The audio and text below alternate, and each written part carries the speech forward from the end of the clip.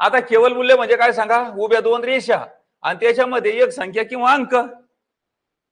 तर आता ही गोष्ट आम्हाला समजून घेत असताना केवल मूल्याच्या बाबतीत काय आहे, धन केवल मूल्य कशाला म्हणायचं आणि ऋण केवल मूल्य कशाला म्हणायचंय, हे जोपर्यंत आम्हाला समजत नाही तोपर्यंत आम्ही पुढच्या गणित सोडू शकत नाही. तर लक्ष द्या, आता केवल मूल्य आहे. आता केवल मूल्याच्या बाहेर गुपित अधिक एक असतो, हे लक्षात घ्यायचंय. केवल मूल्यामध्ये जर समजा उदाहरणार्थ 8 असेल तर केवल मूल्याच्या बाहेर काय होईल, अधिक 8 होईल.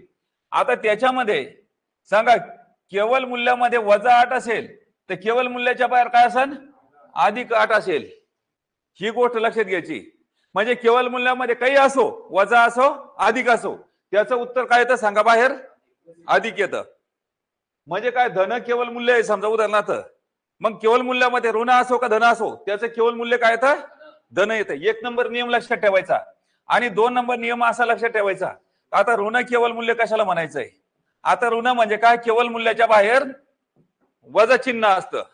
ऋण केवल मूल्य म्हणजे काय, केवल मूल्याच्या बाहेर म्हणजे उभ्या दोन रेषेच्या बाहेर, म्हणजे डाव्या साईडनं पलीकडे नाही, कोणत्या डाव्या साईडनं काय असतं, वजा असतं. मग केवल मूल्यामध्ये 8 असेल तरी याचं केवल मूल्य काय येतं सांगा, 8 आहे. अधिक 8 असलं केवल मूल्य तर वजा 8च येत आहे.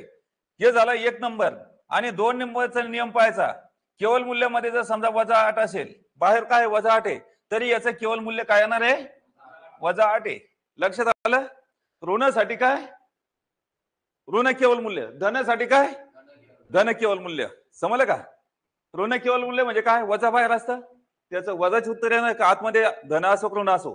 आणि धनासाठी आतमध्ये ऋण असो का धन असो, केवल मूल्य काय येणार आहे, धन. धनासाठी धन केवल मूल्य, ऋणासाठी ऋण केवल मूल्य. राहील का लक्षात. तर आता पुढचं गणित घेऊया. तर मग आता सांगा, वजा केवल मूल्यामध्ये 38 वजा केवल मूल्यामध्ये वजा 133 बरोबर किती. तर सांगा केवल मूल्यामध्ये वजा 38 म्हणजे काय, धन. 38 म्हणजे काय, अधिक 38. आता ऋण इथं केवल मूल्यामध्ये आहे का नाही, तर बाहेर ऋण इथं काय होईल, वजा 133. मग 38 आणि 133 कोणत्या पाड्यामध्ये, 19च्या पाड्यामध्ये.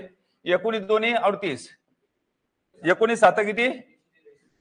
मग उत्तर काय सांगा, वजा 2/7 आहे का याच्यामध्ये. पहा 3 नंबर.